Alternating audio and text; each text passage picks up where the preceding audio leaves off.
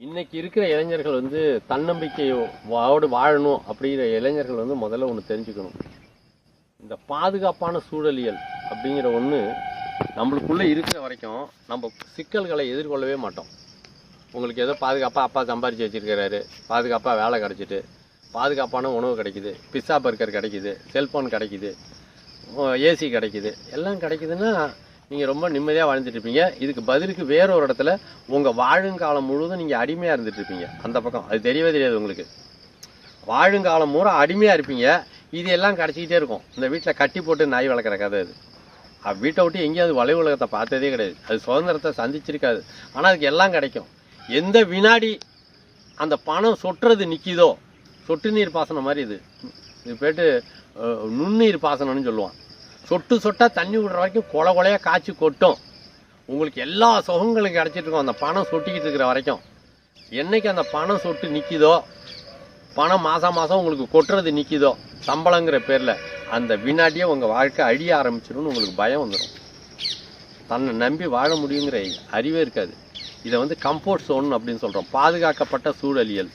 இது வந்து செயற்கையாக்கப்பட்டிருக்கு. இப்போ இதை புரிஞ்சுக்கோங்க. நீங்கள் இயற்கையாக உங்களை நம்பி வாழலை. உங்களை நம்பி நீங்கள் பணத்தை உருவாக்கலை.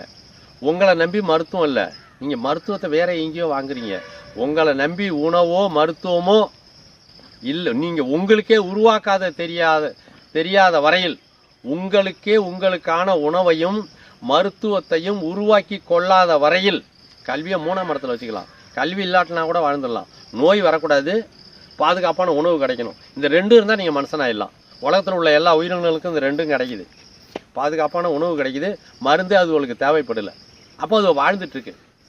இந்த ரெண்டும் கிடைச்சிடணும் அதுக்கு. இதை ரெண்டையும் உங்களுக்கு உருவாக்க தெரிஞ்சால் போகிறோம். ஆனால் இப்போ நீங்கள் பாதுகாப்பான இடத்துல இருக்கீங்க. எப்படி இருக்கீங்க? பணத்தை கொடுத்தா உணவு கிடச்சிடுது, பணத்தை கிடைச்சா மருத்துவம் கிடச்சிடுது, பணத்தை கிடைச்சா கல்வியும் கிடைக்குது. அதை வச்சுக்கிட்டே பணத்தை சம்பாதிக்கலாம். பணம் தான் இது எல்லாம்னு நம்பிக்கிட்டு இருக்கோம், நம்ப வைக்கப்பட்டுக்கிட்டு இருக்கோம். அது வரைக்கும் நீங்கள் இதை சிந்திக்கவே மாட்டீங்க. ஏன்னா கிடைக்குது இல்லை. ஏன் நீ மண்டையை உடைச்சிட்டு கிடக்க? உண்மையிலே இது இல்லாட்டி போனால் என்ன நடக்குங்கிறது இல்லாமல் பண்ணும்போது தெரிஞ்சிடும். எவ்வளவு இளைஞர்கள் தவறான முறைக்கு போகிறாங்க, போதைக்கு அடிமையாகிறாங்க, தண்ணி குடிச்சிட்டு தறிக்கட்டு அலையிறாங்க.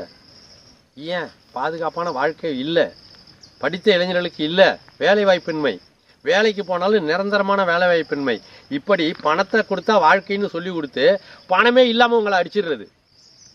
அல்லது பணத்தை கொடுத்துக்கிட்டே அந்த பணத்தை திருப்பி எல்லாத்தையும் மருத்துவங்கிற பேர்லையும் உணவுங்கிற பேர்லையும் மற்ற சுகபோகங்கள்ங்கிற பேர்லையும் அதை பிடுங்கிட்டே இருக்கிறது.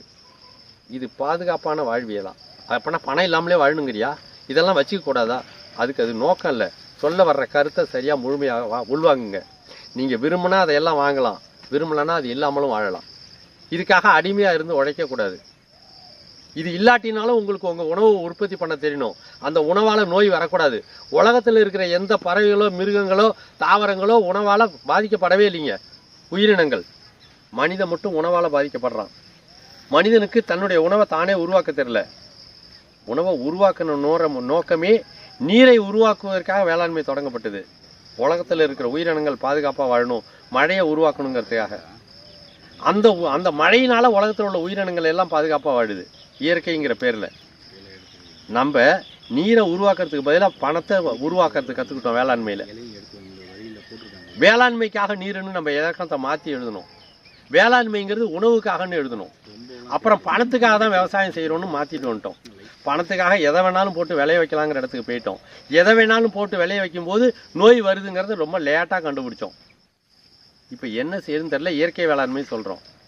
இயற்கை வேளாண்மையில் தமிழர் வேளாண்மைங்கிறது இயற்கையே வளப்படுத்துறது ஒவ்வொரு ஆண்டும். ஏன்னா யோசிங்க, ஒரு காலத்தில் சத்திரம் கட்டி சோறு போட்ட பூமி உலகத்திலே தமிழ்நாடு தான். வரவெல்லாம் சும்மா சோறு தின்ட்டு போவான். கோயில் கண்ட இடம்லாம் இலவசமாக சோறு. இந்த மாதிரி உலகத்தில் எங்கேயாவது போட்டாங்களா? எந்த நாட்டிலேயாவது போட்டாங்களா? அவ்வளவு அபரிமிதமாக விளைஞ்சுது. ஒவ்வொரு ஆண்டும் விளைஞ்சுது. ஒவ்வொரு ஆண்டும் நிலம் தன்னைத்தானே வளப்படுத்திக்கிற கட்டமைப்பு உடையதான் அமைச்சிருந்தாங்க. சும்மா சாதாரணமாக பேசிக்கிட்டே இருக்கேன், கொஞ்சம் யோசிங்க. இப்படிலாம் இருந்திருக்குமா? இது மாதிரி இனிமேல் பண்ண முடியுமா? பண்ண முடியும். இன்றைக்கும் விதை போட்டால் முளைக்க காத்திருக்கு. விதைகள் இல்லாமல் விவசாயமே செய்ய தெரியல. இது பாதுகாக்கப்பட்ட சூழல் இல்லை. ஆனால் இந்த பழம், இந்த காய், இது தமிழர் வேளாண்மை முறையில் விளைஞ்சது. இதில் விதை கீழே விழுந்தனா தானாக முளைக்கும். தமிழர் வேளாண்மை முறையில் விளையிற நெல் மீண்டும் போட்டால் முளைக்கும். அப்போ விதையிலேருந்து விளைச்சல் வரும். அவ்வளோ விளைச்சலையும் சாப்பிட்டுட்டு மீண்டும் கொஞ்சோண்டு விதை இருந்தால் போகிறோம், மீண்டும் பல ஆண்டுகளுக்கு விளைச்சலை உருவாக்கிக்கிட்டே இருக்கலாம். இது பாதுகாக்கப்பட்ட உண்மையான வாழ்வியல். நீங்கள் விதை நான் கொடுப்பேன், நீங்கள் போட்டால் டன்னாக விளையும் மறுபடியும். ஆனால் நீங்கள் விதையை என்கிட்ட தான் வாங்கணும்.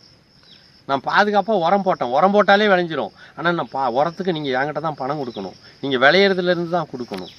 அப்போது இது பாதுகாப்பு இல்லை.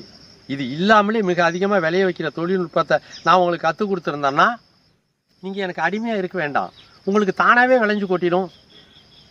இந்த அடிப்படை புரிஞ்சுக்கோங்க. பாதுகாக்கப்பட்ட சூழலில் நீங்கள் இருக்கிறதா கற்பனை பண்ணிக்கிட்டு இருக்கீங்க, கம்ஃபர்ட் ஜோனில் நீங்கள் இருக்கிறதா கற்பனை பண்ணிக்கிட்டு இருக்கீங்க. இது கம்ஃபர்ட்டாக அன்கம்ஃபர்டபுளான்னு பாருங்கள்.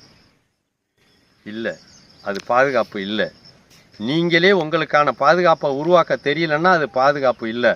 உணவு, தங்குமிடம், மருத்துவம், இந்த 3 உங்களை சார்ந்து இருக்கணும். உங்களுக்கே உருவாக்க தெரியணும். முதல் அடிப்படை நீர். நன்றி, வணக்கம்.